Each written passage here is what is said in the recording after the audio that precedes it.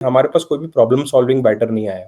Pitches will be at their toughest in the fourth innings, most likely in most cases. तो ऐसा नहीं है कि इंडिया घर में फोर्थ इनिंग्स में इन बोथ डिपार्टमेंट बहुत ज्यादा किलर हो रहा है। With time over his test career, there have been very few occasions जहाँ पे हम stupid हुए हैं। क्या हमारे बॉलर्स जब फोर्थ इनिंग में बॉलिंग कर रहे हैं, आर दे गुड या फिर वहां पर भी कुछ इश्यूज है? 25.3 रन्स पर विकेट, बट इंडिया का ये नंबर है 23.7, तो इंडिया टेस्ट क्रिकेट के ग्लोबल एवरेज से भी कम रही है। हेलो गाइस, स्वागत है आपका बैट बॉलर बैठक में। और आज हम लोग बात करने वाले हैं कि कैसे इंडियन टीम चौथे इनिंग्स में चेस करने में उनको थोड़ी सी दिक्कतें हुई है। हमने ब्रैकेट पकड़ा 150 से 250 के टारगेट का, जो एक थोड़ा सा फेयर माना जाएगा, और उसके बाद में और नंबर्स के बारे में बात करेंगे इस वीडियो में।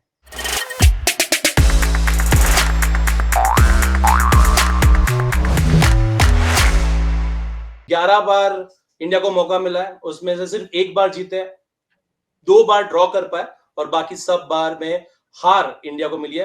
तो पहले निखिल से पूछते हैं। निखिल, क्या लगता है, इमीडिएट थॉट्स आपके क्या है जब चेजिंग के बारे में आप सोचते हो? तो देखिए, इमीडिएट थॉट्स तो ये होते हैं कि इतना कॉन्फिडेंस उनको इतने सारे मैचेस देख के ही नहीं आया, तो जो नंबर्स बाहर आए तो वो नंबर्स शॉकिंग नहीं थे। It also tells you when we look forward to fourth inning chases, हम हिस्टोरिकली कहते हैं कि वो डिफिकल्ट है और वो दिख भी रहा है। अब इसमें बहुत सारे फैक्टर्स हैं, आपके conditions have played a massive part. अब जो 8 इनिंग्स जहां पे हम हारे हैं, those are in different conditions. Galle में आप हारे हो, आप एजबेस्टन में हारे हो, आप पर्थ में हारे हो, आप 2 मैचेस साउथ अफ्रीका में हारे हो, तो ये अक्रॉस कंडीशंस है। तो ये प्रॉब्लम ऐसा नहीं है कि ये प्रॉब्लम है, ये सोल्यूशन है, कर दिया हो जाएगा। So I think when we go deeper into numbers, वो भी हम उस पर एक्सप्लोर करेंगे कि there are a few patterns that are developing for India to lose, but सबसे एक बड़ा प्रॉब्लम तो यही है कि I don't think India know how to chase, और उस पर अपन आगे आते हैं। और ये अब की बात नहीं है, थोड़े टाइम पहले से आ रही है। तो वहां पे मैं पूरा टॉर्च सोमेश पे डालता हूँ कि please enlighten us with those good numbers. यार, आप लोगों ने नंबर्स की बात छेड़ी दी है, तो मैं कहानी को शुरू करूंगा 2015 से, क्योंकि मुझे लगता है कि तब से ये प्रॉब्लम थोड़ी ज़्यादा ड्रास्टिक लगी है। आप बोल सकते हैं कि कहीं ना कहीं इसमें पिचेस का भी बहुत बड़ा रोल है। तब से पिचेस होम में थोड़ा ज़्यादा ही ड्रास्टिक डस्ट बॉल्स बनने शुरू हुए हैं। ऑल्दो एक पीरियड आया था बीच में जब ऐसा नहीं हुआ है, उस ईयर में एक्चुअली इंडिया का रिकॉर्ड बहुत अच्छा है। But apart from that, I think home में हम डस्ट बॉल्स बना रहे हैं, और अगर हम होम में डस्ट बॉल्स बना रहे हैं तो जब हम बाहर जाते हैं तो टीम्स अवे टीम्स फुल बदला लेके छोड़ती हैं। फिर वो अपनी कंडीशंस भी स्पाइक करके छोड़ती हैं कि भाई अब तुम हमारे घर आए हो तो हम भी तुम्हें दिखाते हैं। हैविंग सेड दैट, कंडीशंस जो भी हो, you have to play the cricket that is in front of you. तो अगर मैं बात करूं 2015 से अब तक की, तो फोर्थ इनिंग्स में global average has been 25.3 runs पर विकेट, बट इंडिया का ये नंबर है 23.7, तो इंडिया टेस्ट क्रिकेट के ग्लोबल एवरेज से भी कम रही है। इंडिया से बेटर 6 टीमें, and basically the top 6 test playing nations apart from India, सबके सभी इंडिया से बेटर है when it comes to fourth innings in numbers, including Sri Lanka, Pakistan and the 4 SENA nations of course. तो दैट इज समथिंग जो मुझे काफी ज्यादा ट्रबलिंग लग रहा है। अगर हम ईयर ऑन ईयर की बात करें तो 6 ऐसे साल हैं 2015 से अब तक जब इंडिया ने अपने एवरेज से भी कम उनका रन्स पर विकेट रहा है फोर्थ इनिंग्स में। जो अच्छे साल रहे हैं उसमें 2016 है, 2023 एंड ऑफ कोर्स 2021 है, जिसमें गाबा के नंबर्स उस साल के नंबर्स को बहुत बढ़ा देते हैं। तो लार्जली मैं अगर ब्रॉड नंबर्स की बात करूं तो हाँ, ये दोनों ही नंबर्स हैं जो ये जताते हैं कि कहीं ना कहीं प्रॉब्लम तो है भाई फोर्थ इनिंग्स में। फोर्थ इनिंग्स में प्रॉब्लम जरूर है, नंबर्स भी वही सजेस्ट कर रहा है। लेकिन कोई हम जो नंबर्स आपको बता रहे हैं 2015 से है, मतलब ऑलमोस्ट 3 मैनेजमेंट, 3 कैप्टन, और आगे जो एक नया कैप्टन जो बन रहा है वो भी है। लेकिन नंबर्स के अलावा निखिल, कोई ऐसा पैटर्न है जो आपके नजर में आता है जो नंबर से ज्यादा मतलब समझ में आया? और तो नंबर्स की बात करें तो देखो, अगर हम मैचेस हारे हैं तो obviously there will be a pattern, और वो पैटर्न थोड़ा ऐसा है कि जो 8 मैचेस हुए हैं जहां पे हम हारे हैं, उसमें से 2 ही बार ऐसा हुआ है जब इंडिया ने 5 विकेट नहीं खोए at the end of the 30 over mark. अब ये 30 ओवर मार्क में क्यों पकड़ रहा हूँ, क्योंकि नया बॉल जितना हार्ड रहता है उतना मुश्किल रहा है, और ये हमको काफी समय से पता ही है, especially since 2015 we have seen कि most of the decks in cricket have been very new ball wickets. तो लॉर्ड्स में भी आपने देखा, हमने गॉल में भी ये सेम देखा था कि कभी कभी इंडिया ने 5 विकेट ऑलमोस्ट 25 ओवर के पहले ही खो दिए हैं। तो जब आप नए बॉल पे आपका पूरा टीम का जो क्रीम है, top order, top 5, all of those are getting on before 30 over mark, तो then you are not going to last long in the innings any which ways. तो सिर्फ 2 ही बार ऐसा हुआ है कि जहां पे 30 के बाद इंडिया के 5 विकेट गिरी है, तो आप बेसिकली क्लोजर हारे हो। बट ये pattern across conditions and across captains and teams रहा है कि हमने पहले 5 विकेट बहुत जल्दी दे दिए टू न्यू बॉल। लेकिन क्या ये सिर्फ इंडिया के लिए कंसर्न है निखिल, या फिर अभी के लिए माने तो इंग्लैंड और ऑस्ट्रेलिया की अगर बात करते हैं, इंग्लैंड और ऑस्ट्रेलिया ने कैसा उनका परफॉर्मेंस रहा है चौथे इनिंग्स में? तो फिर इंग्लैंड और ऑस्ट्रेलिया की अगर आप बात करें तो both have got good number of opportunities and both have more wins than losses. But उनमें भी डिफरेंस ये है कि वो घर पे इतना नहीं हारे, ऑस्ट्रेलिया के लॉसेस भी अवे फ्रॉम होम आए हैं, और इंडिया के लिए वो चुपता है इसके लिए क्योंकि इंडिया ने जो एक हारा था वो वानखेड़े में था। इन सब लॉसेस में से जो एक लॉस है वो वानखेड़े वाला है, और उसके बाद में बात ना ही करें तो बेटर है। तो ऑस्ट्रेलिया का आप रिकॉर्ड भी देख लें, घर पे दे हैव इंश्योर्ड कि उनके पिचेस स्पाइसी जितने भी हो, वन ऑफ देयर टॉप 3 और टॉप 4 इंश्योर्स के वो गेम सेट करके देता है, और that is something India has been missing for a while now in test cricket. Top 3 के बारे में निखिल ने मेंशन किया, बैटर्स या फिर इंडिविजुअल्स पे हम लोग आएंगे जरूर, लेकिन सोमेश रन्स नहीं बना रहे ठीक है, लेकिन क्या हमारे बॉलर्स भी रन्स, मतलब क्या हमारे बॉलर्स जब 4th इनिंग में बॉलिंग कर रहे हैं आर दे गुड, या फिर वहां पर भी कुछ इश्यूज है? नहीं, जब हम ये टॉपिक को शुरू करे थे तभी मेरे दिमाग में एक चीज आई थी कि अभी तो हम फिलहाल रन्स की बात कर रहे हैं क्योंकि पिछले गेम में चेज नहीं हुआ, बट एक्चुअली में ऐसे कितने सारे गेम्स हैं जहां इंडिया के पास 4th इनिंग में बॉलिंग में ज्यादा बेटर चांस था। अगर आप साउथ अफ्रीका के 2021 वाला टूर देखो, 2022 में जब हम इंग्लैंड गए थे, या इस सीरीज का भी फर्स्ट गेम देखोगे, तो हमारे बॉलर्स के पास चांस था कि आपके पास you had a very good target to defend, but कहीं ना कहीं वो डिफेंड नहीं कर पाए। तो आई थिंक ये 4th इनिंग्स का जो स्कार है, it is in both departments, and इसीलिए ही फर्स्ट इनिंग्स इंडिया के लिए बहुत ज्यादा इंपॉर्टेंट बनता जा रहा है, क्योंकि अक्रॉस जनरेशन हम देख रहे हैं कि 4th इनिंग्स में आते आते कहीं ना कहीं हम वो जो एक चाहिए होता है ऑन द डे 4 डे 5 का जो वो एक किलर पंच आ रहा है, आना चाहिए, वो नहीं आ पा रहा।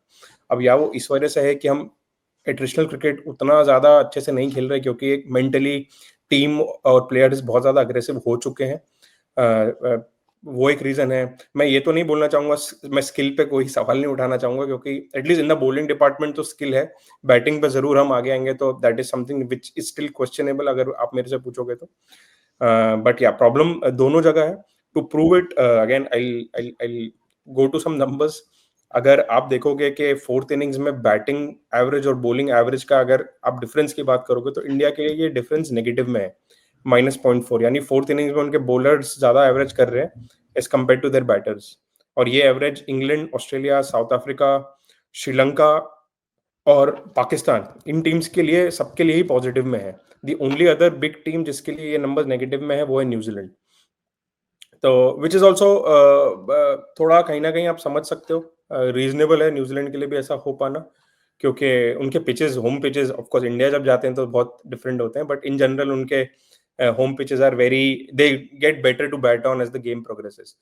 बट ये कंसर्निंग है, एंड ये कंसर्न जो है इंडिया का ऐसा नहीं है कि सिर्फ ओवरऑल है। अगर आप इसको वेन्यू वाइज भी डिवाइड करोगे तो द ओनली मेजर वेन्यू जहां इंडिया के लिए ये नंबर पॉजिटिव में है वो है Australia, and that's the reason हमने ऑस्ट्रेलिया में 2 सीरीज जीती है, तीसरी में भी हम काफी अच्छी फाइट दे रहे थे for the better part of the series.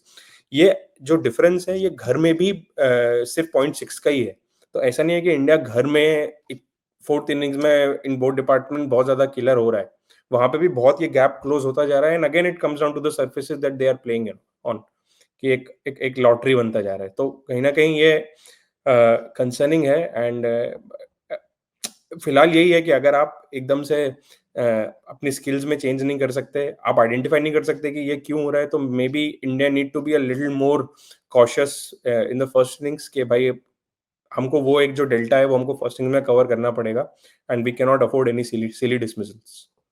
लेकिन ये बहुत ही ज्यादा आइडियल सिचुएशन हो जाएगा कि जहां पे आप एक तो कि इन माय ओपिनियन चौथे इनिंग की बैटिंग सुधारने की कोशिश करो, रादर देन उसको पहले से ही हम लोग फर्स्ट इनिंग में ही अच्छा, हमारी चौथी इनिंग की बैटिंग खराब है, इसलिए फर्स्ट इनिंग में हम लोग ने ज्यादा बेटर परफॉर्म करना चाहिए।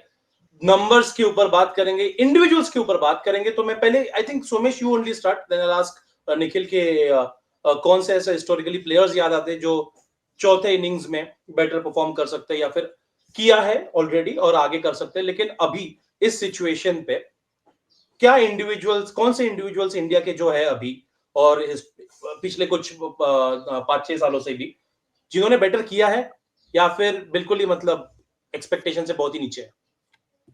अगर आप इंडिविजुअल्स की बात करोगे तो ये नंबर्स आपके सामने हैं। यू कैन सी जो इंडिया के प्लेयर्स हैं इस लिस्ट में जिन्होंने 100 से ऊपर रन बनाए फोर्थ इनिंग में सिंस 2015। 100 सोचने में कम लगता है बट फोर्थ इनिंग्स में रन्स कम ही। तो ग्लोबल एवरेज पिछले 10 साल का रहा है 30.3 ऑफ टॉप 7 बैटर्स। आप इंडिया में देखोगे तो सिर्फ 4 ही ऐसे बैटर्स हैं जिन्होंने इस एवरेज से ऊपर किया और सिर्फ एक ही है जिसका एवरेज अबव 40 रहा है, वो है ऋषभ पंत। अच्छी बात यह है कि इन 4 में से 3 बैटर जो हैं वो अभी इस टीम के एक तरीके से न्यूक्लियस हैं, तो यहाँ से इंडिया ग्रो कर सकता है।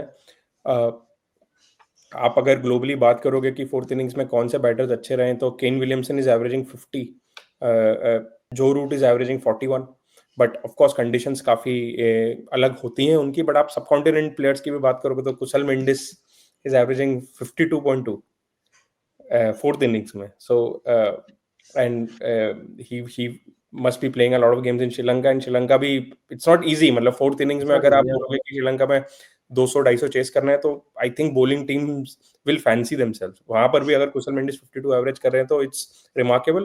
What I feel is happening with India for the past decade is कि हमारे पास कोई भी प्रॉब्लम सॉल्विंग बैटर नहीं आया।